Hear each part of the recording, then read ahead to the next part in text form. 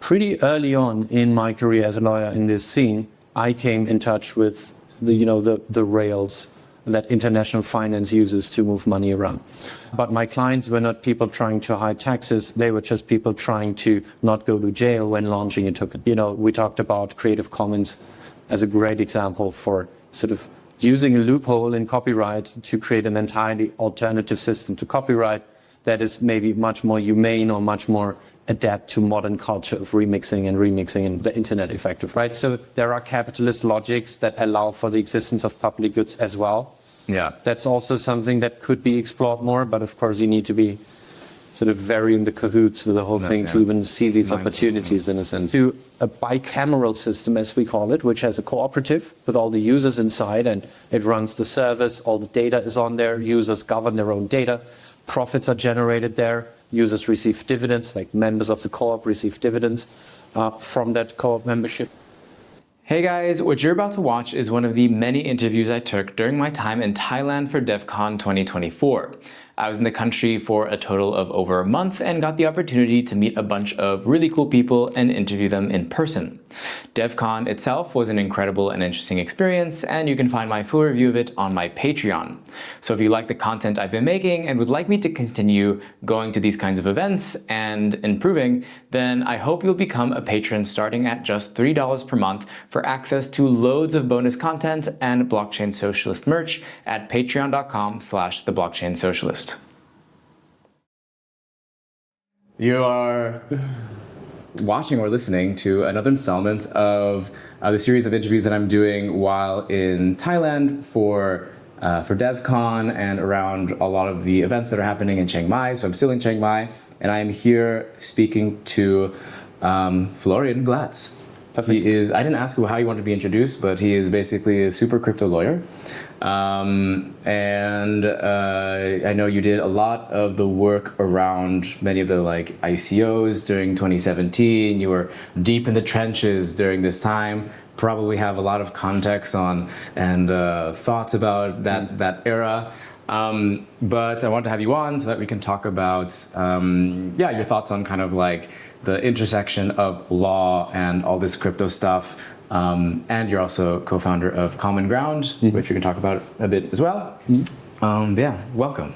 Well, thank you so much for being here, having me here. Excited to discuss whatever comes to our mind, I guess.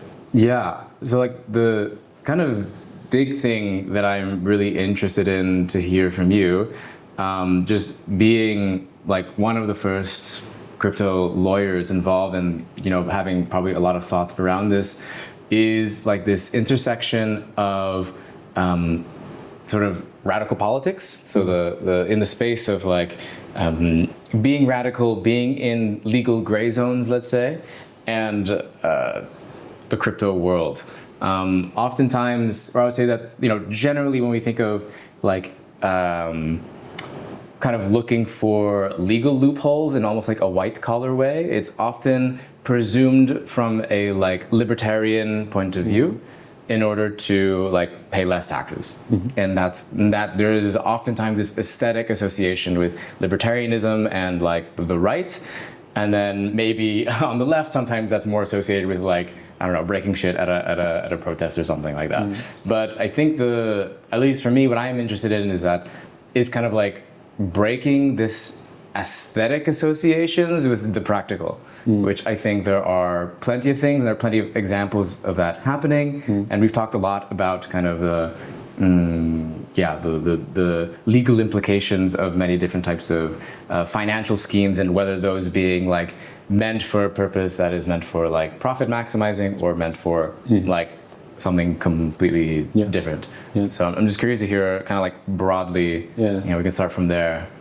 It's such a great entry point because it goes to me right at the core of this conflict I have seen play out now for many years between, let's say, the idealized left, which is traditionally for taxing the billionaires to become more like millionaires, and considers finance broadly as sort of an arena of evil, playing out. And I think part of that is this whole jurisdictional arbitrage game where we know, and that's correct, that rich people can use international, multinational structures to just move money around and really be not capturable by any given jurisdiction. And when I got more active in crypto also as a lawyer, funny enough, I was approached by people who had never done any multinational tax evasion schemes, people in crypto who were just building decentralized infrastructure, who needed a token because that is how the whole system worked and how they wanted to finance themselves. They didn't want to go the traditional VC route. They wanted to do this new way of raising capital.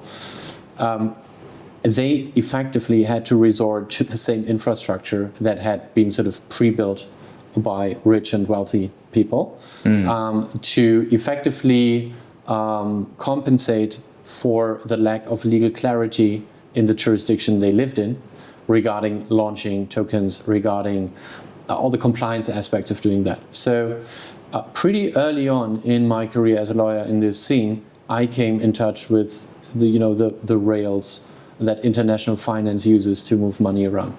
But my clients were not people trying to hide taxes. They were just people trying to not go to jail when launching a token. That were people from all over the world, from Europe, from the Americas, from Asia. And for one reason or another, I worked with many of them on doing some sort of token launch. And I have to say that I would be glad to see maybe more experimentation around loopholes and, to a broader extent, this idea of exclosures, so sort of stable loopholes or rule systems within our established system that sort of allow for entirely new things to be done in a new way. We talked about Creative Commons as a great example for sort of using a loophole in copyright to create an entirely alternative system to copyright that is maybe much more humane or much more adapt to modern culture of remixing in the internet effectively. So there are a bunch of really successful examples of loopholes that to me have more of a sort of leftist imprint than rich people playing power games, that sort of thinking. Sure. I think it's just often forgotten as a tool that you don't necessarily.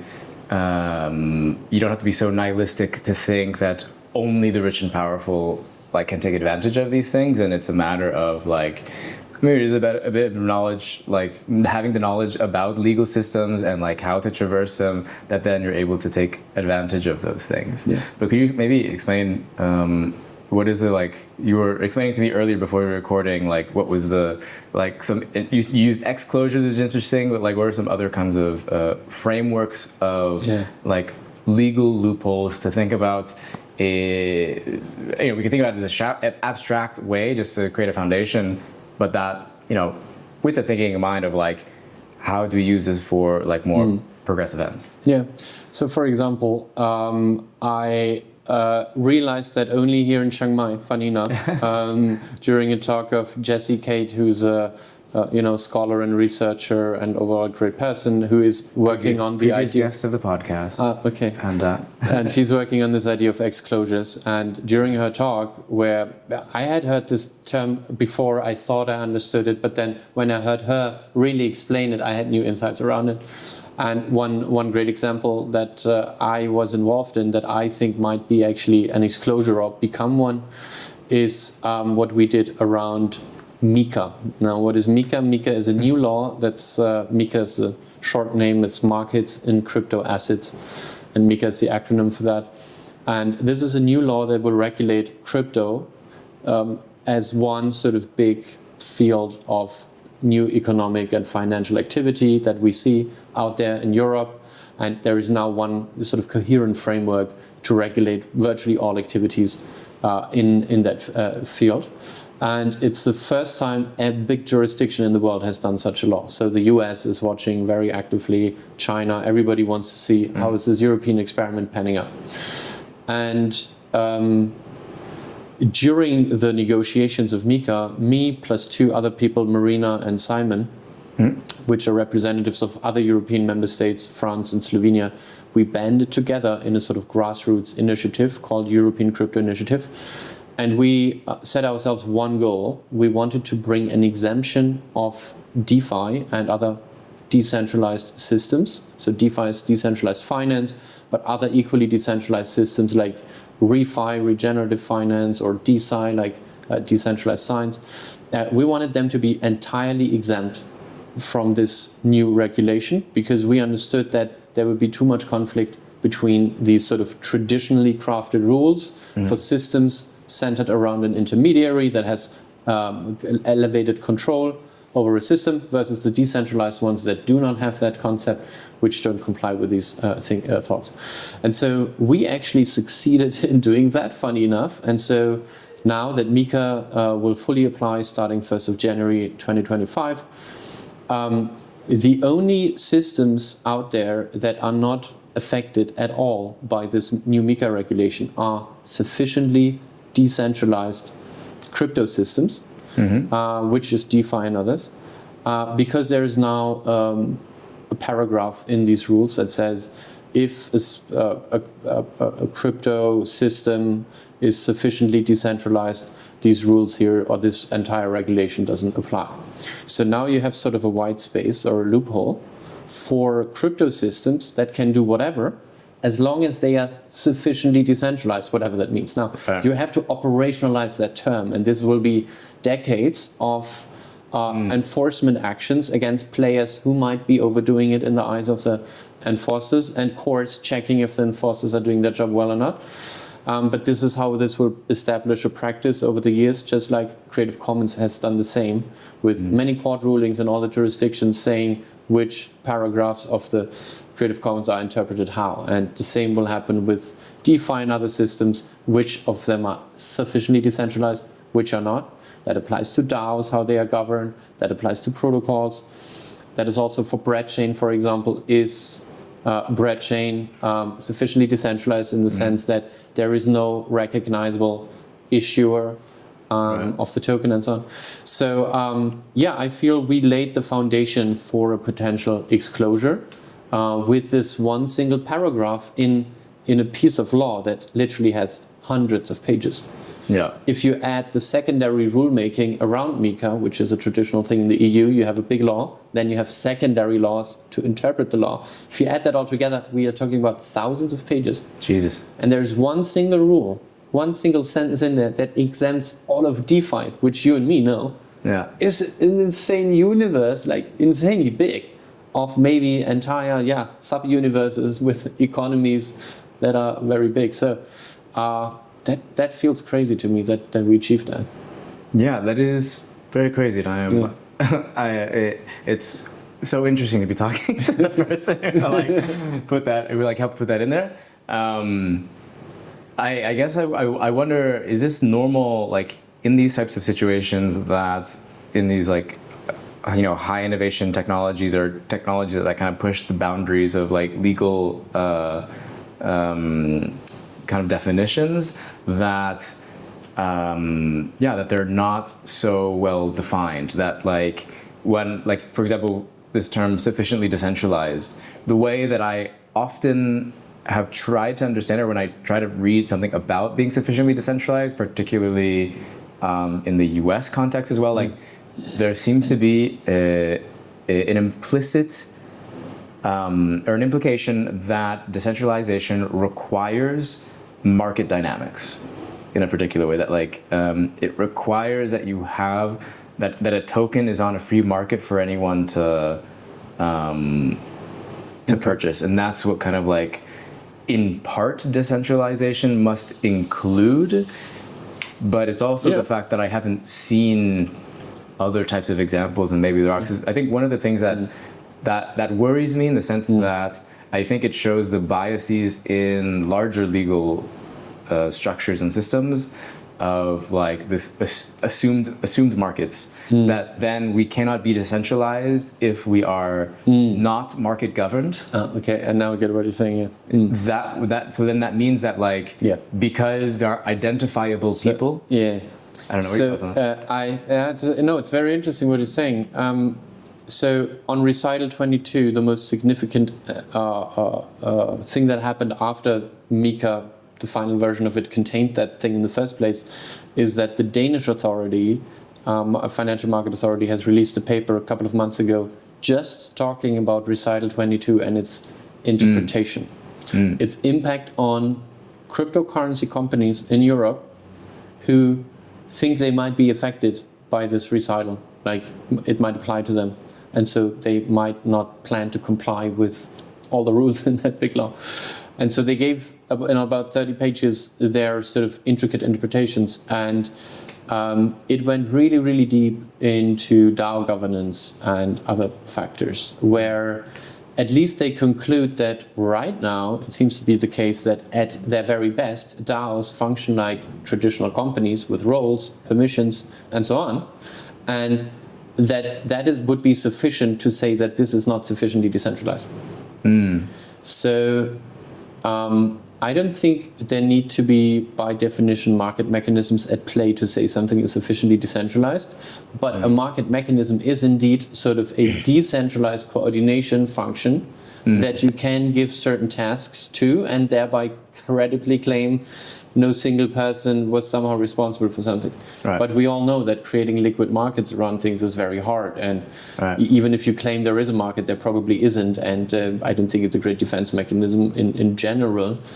What is his name? Dr. Nick on Twitter, Dr. Nick A. Nick Almond. Yeah, Nick Almond. What he said on Twitter, which I really liked, is that in a sense, for DAOs and these governance structures to comply with the idea of what the Danish have in mind is they have to be like these wind creatures by this artist. I don't know if you know them. He just ties together sticks with string, and when wind comes in just the right direction, they rise up, and carried by the wind, they actually start to move like robots. And for a couple of seconds, as long as the gust of wind lasts, there's literally a monster rising out of nothing, walking for a few meters on the beach, and then just collapsing into itself again. And it's like an artist building these things. He's famous for it. Okay.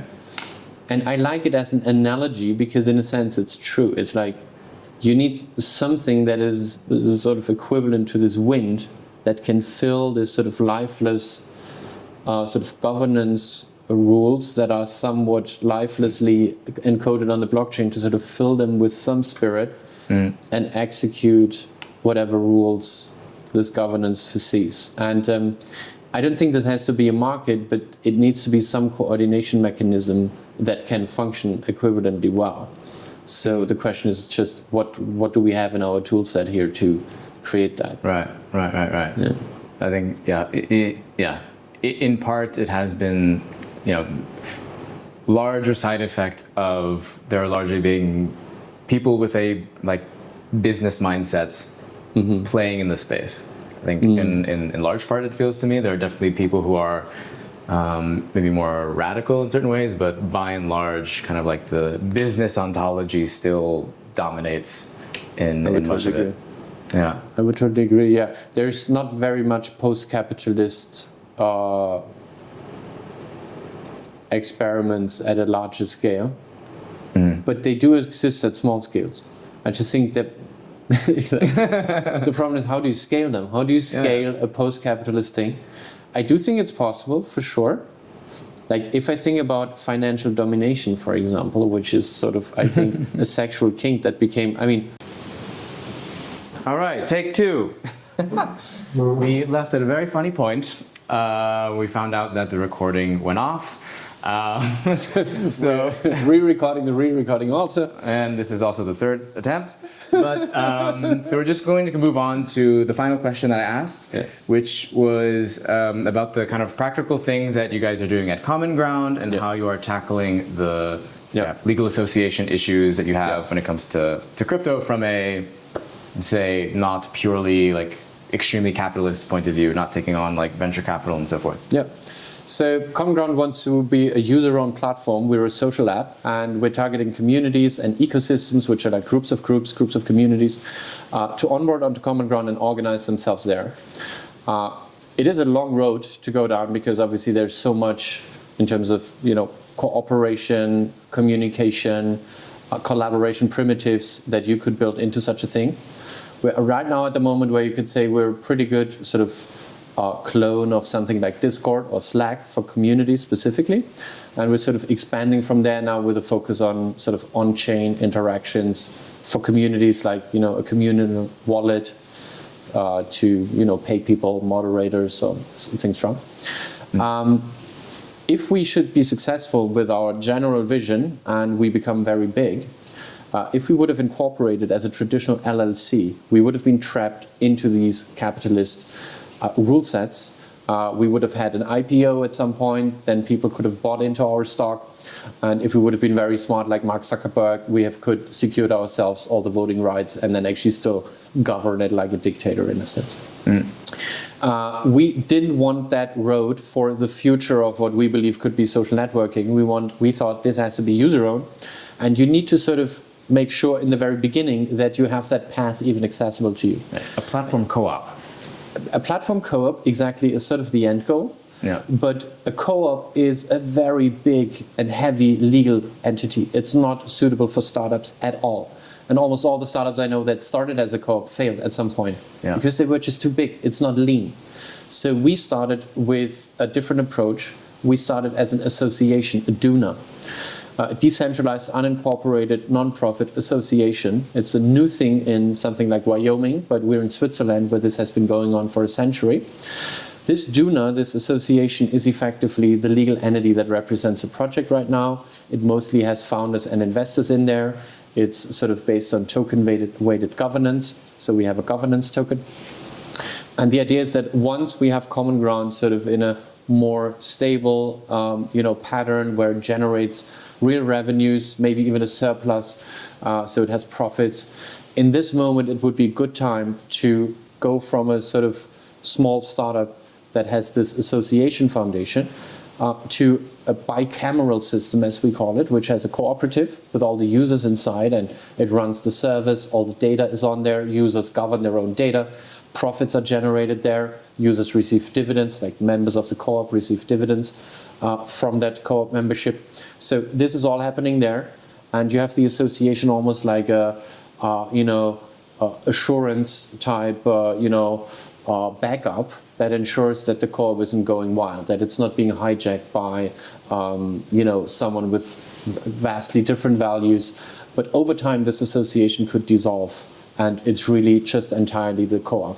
And the way we think this bicameral system can sort of do checks and balances is through an IP agreement. So because right now this association is developing the entire intellectual property behind common ground, and when the co-op takes over, there would really be an IP agreement between the association and the co-op, and that would be the foundation to actually have any sorts of rules around how the association can force the co-op to do one thing, or how the co-op can tell the association to not bother it because this is where it wants to have sovereignty or autonomy, and that can be sort of an evolving relationship over time. So that's sort of how we think about it.